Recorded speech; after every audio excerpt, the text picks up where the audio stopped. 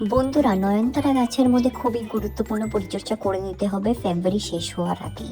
এই সময়ে পরিচর্যাগুলো কিন্তু খুবই গুরুত্বপূর্ণ, না হলে কিন্তু গাছের মধ্যে ফুলের দেখা আপনারা পাবেন না। এখানে দেখতেই পাচ্ছেন আমার প্রত্যেকটি টাবের মধ্যে ফুল একদম ঝেঁকে ঝেঁকে ভরে ভরে আছে, খুব সুন্দর রোদটা পাচ্ছে। আমি কি ফার্টিলাইজার ব্যবহার করি যাতে আমার গাছের মধ্যে এত সুন্দর আমি গ্রোথ পেয়েছি, ফুল ভরেও যাবে কিছুদিন পর এই সমস্ত গাছে। এগুলো জমিতে লাগানো গাছ।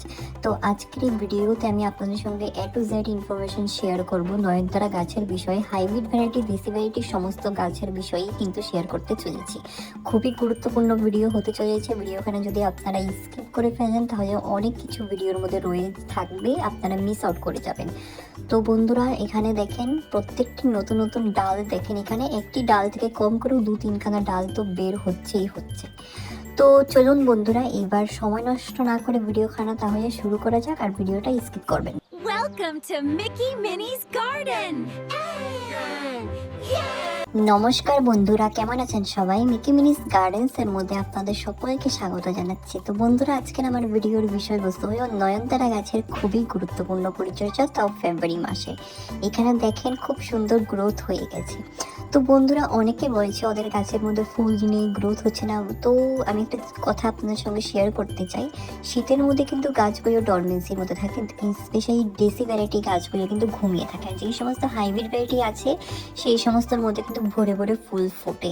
এবং গরম সিজনের মধ্যে কিন্তু হাইব্রিড ভ্যারাইটি গাছগুলো অল্প অন্যরকম পরিচর্যা, আর দেশি ভ্যারাইটি গাছ বলতে গেলে তেমন একটা পরিচর্যার দরকার পড়ে না। আর এখানে দেখেন, এখানে হাইব্রিড ভ্যারাইটিও জমিতে লাগানো আছে, দেশি ভ্যারাইটিও জমিতে লাগানো আছে। তো নতুন গ্রোথ যত হবে ততই কিন্তু ফুলের দেখা আপনারা পাবেন। এই সময়ের মধ্যে আপনারা একটা কাজ অবশ্যই করবেন, হাইব্রিড ভ্যারাইটি হোক দেশি ভ্যারাইটি হোক, আপনারা গাছগুলোকে পিঞ্চিং করবেন, হার্ড প্রুনিং একদম করবেন না। উপর থেকে যে সমস্ত এরকম নতুন ডাল বেরোবে দেখতে পাচ্ছেন, এখানে জাস্ট কেটে দেবেন। তারপর 2 নম্বর টিপস হলো পাতা। যত সমস্ত গাছের মধ্যে পুরান পাতা থাকবে সেই পুরান পাতাগুলোকে গাছ থেকে সরিয়ে নিতে হবে, যাতে গাছ নতুন পাতা বের করতে পারে। এবং পুরন পাতা গাছ হলুদ হয়ে ঝরে পড়তে পড়তে কিন্তু গাছ অলরেডি স্ট্রেসে চলে যায়। তো এই জিনিসটা আপনারা অবশ্যই করবেন, পুরন পাতাগুলোকে ভালো করে ছিটে ফেলে দেবেন। তারপর আরেকটা খুবই গুরুত্বপূর্ণ জিনিস, এটা করতেই হবে গাছের উপর, সেটি হলো এই সমস্ত গাছের যে পাতার উল্টে পিল্টে আপনারা চেক করবেন। এই গাছগুলোর মধ্যে কিন্তু পোকামাকড় আক্রমণ কিন্তু পাতার নিচ থেকে করে, একটা বড় রঙের মানে সবুজ রঙের একটা মানে বিছে থাকে গাছগুলোর মধ্যে, খুব অ্যাটাক করে। তো এই কিছুদিন আগেও আমি এক বিছে গাছের মধ্যে দেখেছিলাম। তো এই সমস্ত অ্যাটাক আক্রমণ থেকে বাঁচানোর জন্য কিন্তু আমাদের প্রত্যেকটি ডালে, প্রত্যেকটি শাখায়, পাতায় উপর নিচ করে কিন্তু একটি গাছের মধ্যে স্প্রে করতেই হবে। এটা কিন্তু খুবই গুরুত্বপূর্ণ। আপনারা সকালে অবশ্যই স্প্রেখানা করবেন, যদি সকালে আপনাদের সময় নেই তো বিকেলে অবশ্যই স্প্রেটি করবেন। আর কি স্প্রে করবেন সেটাও আমি শেয়ার করব। আজকে আমি আপনাদের সঙ্গে 2টো স্প্রে শেয়ার করতে চলেছি। এই যে দেখেন, এখানে আমি ভালো করে স্প্রে করে নিচ্ছি। একটি সবার প্রথম স্প্রে হলো শ্যাম্পু। 1 টাকা দামের আপনারা যে কোনো শ্যাম্পু জলের মধ্যে 1 লিটার জলের মধ্যে মিশিয়ে গাছের মধ্যে স্প্রে করতে পারেন। আর 2 নম্বর টপিক হলো রসুনের পেস্ট করে আপনারা 1 লিটার জলের মধ্যে ভালো করে মিশিয়ে সেটাকে ভালো করে ছেঁকে ডাইলিউট করে কিন্তু স্প্রে করবেন, না হলে কিন্তু স্প্রে বোতল যদি থাকে সেটা আপনারা নষ্ট হয়ে যাবে।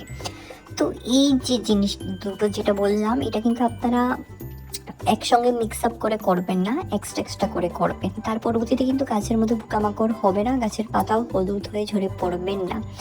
তারপর আরেকটা জিনিস অবশ্যই চেক করবেন, টাবের মধ্যে যদি থাকে অবশ্যই চেক করবে, এটা কিন্তু খুবই গুরুত্বপূর্ণ। মাটির মধ্যে অল্প আমাদের ফোকাস রাখতে হবে। যদি মাটি শুকনো থাকে তাহলে এই যে দেখেন পাতা কিন্তু হলুদ হওয়া শুরু করে যাবে, স্পেশালি হাইব্রিড ভ্যারাইটি গাছের মধ্যে। এই গাছটি দেখতেই পাচ্ছি, এটি হলো হাইব্রিড ভ্যারাইটি গাছ। এখানে কিন্তু জমিতে লাগানো, জমির মাটি কিন্তু শুকিয়ে গেছে।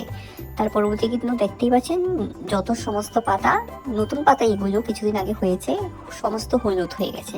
আর নিচের অংশ ডালগুলোকে কিন্তু একদম পরিষ্কার রাখবেন। নিচের ডালগুলোর মধ্যে আপনারা 1 ইঞ্চি পরিমাণ মতন কোনো পাতা হতে দেবেন না, কারণ পাতার ফাঙ্গাসগুলো কিন্তু মাটির থেকে হয়ে থাকে। যদি পাতা আপনাদের জমির মধ্যে, টাবের মাটির মধ্যে যদি লেগে থাকে তাহলে ফাঙ্গাস অ্যাটাক হয়ে যাবে।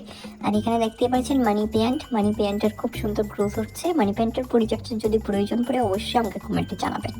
আর এখন দেখে আমি ভালো করে প্রত্যেকটি ডালে ডালে শেকড়ে প্রত্যেকটি মানে একদম ডগায় ডগায় স্প্রে করছি।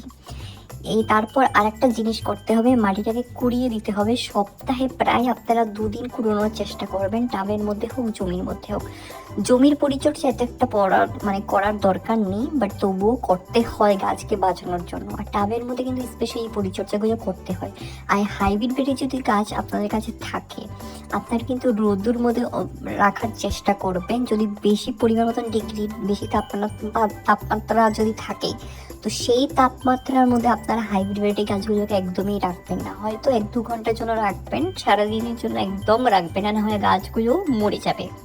সেই সমস্ত গাছ কিন্তু অতিমাত্রা রোদ সহ্য করতে পারে না। তো এখানে দেখে আমি ভালো করে মাটিগুলোকে কুড়িয়ে দিচ্ছি। এবার এই জমির মধ্যে আমি একটা লিকুইড খাবার ব্যবহার করব।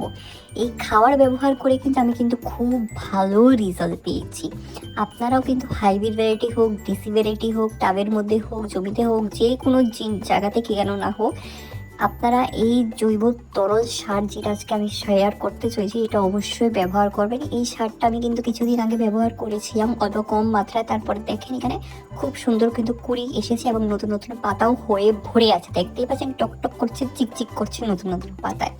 তো আজকের যে সারটি শেয়ার করব, এই সারটি যদি আপনারা দিয়ে দেন তাহলে কিন্তু আপনারা মিনিমাম 7 দিনের প্রয়োজন পড়বে। 7 দিন পরে কিন্তু খুব সুন্দর ফুলে কুড়িয়ে আপনাদের গাছ কিন্তু ভরে যাবে, একদম গ্যারেন্টি দিয়ে বলছি। এই যে দেখেন এই জিনিসটি কিন্তু আপনারা আপনাদের সকলের বাড়িতেই পেয়ে যাবেন। এটির মধ্যে পটাশিয়ামের মাত্রা বেশি থাকে। যেই গাছের মধ্যে ফুল এখনো আসেনি, কুড়ি হয়নি, সেই গাছের মধ্যে কিন্তু কুড়ি আনতে খুব সাহায্য করে। শুধু কুড়িয়ে আনতে নয়, নতুন পাতাও বের করতে খুবই সাহায্য করে। তার পরবর্তীতে কিন্তু নতুন ডালও বের করতে সাহায্য করে। তার পরবর্তীতে কিন্তু আরেকটা ইম্পর্টেন্ট টপিক আমি আপনাদের সঙ্গে শেয়ার করছি। যদি আপনাদের গাছের মধ্যে বীজ থাকে, তো বীজগুলোকে অবশ্যই তুলে নেবেন। এই সময় বীজ রাখা একদম ঠিক নয়, গাছের গ্রোথ কিন্তু হবে না যদি বীজ থেকে যায় গাছের মধ্যে। কারণ এই সিজনগুলো কিন্তু অ্যাক্টিভ সিজন গাছের জন্য। হাইব্রিড ভ্যারাইটি সিজন কিন্তু শীতের মধ্যেই থেমে থাকে, তারপর গরম আস্তে আস্তে কিন্তু হাইব্রিড ভ্যারাইটি মানে গাছগুলো অল্প অল্প ডরমেন্সির মধ্যে ঢুকে যায়। দেশি ভ্যারাইটি হোক, সেটার মধ্যে কিন্তু ভরে ভরে ফুল ফুটে। তো এই জিনিসটা হয়তো আপনারা অনেকে চিনতে পারছেন। এটা হলো পেঁয়াজের খোসা, আমি রোদের মধ্যে ভালো করে শুকিয়ে নিয়েছি। এখন এটাকে আমি প্রায় 24 ঘন্টার জন্য ভিজিয়ে রেখে দিয়েছিলাম। আজকে প্রায় হয়ে গেছে 1 দিন আগে। তো এখন আমি ভালো করে ঘুটে নর্মাল জলে এটাকে অল্প পরিমাণ মতন ডাইলিউট করে আমি গাছের মধ্যে দেবো। তো এই জিনিসটা যদি আপনারা ব্যবহার করেন, আপনাদের হাইব্রিড ভ্যারাইটি গাছের মধ্যে কিন্তু আপনারা গরমের মধ্যে ভরে ভরে ফুল সংগ্রহ করতে পারবেন, গ্যারান্টি দিয়ে বলছি। তো এখন আমি পরিমাণ মতন শেকড়ের মধ্যে ভালো করে মিক্স আপ করে দিয়ে দিচ্ছি। তো এই পরিচর্যা আপনারা মাসের মধ্যে একবার করে করবেন, আর বেশি করার দরকার নেই নয়নতারা গাছের মধ্যে স্পেশালি।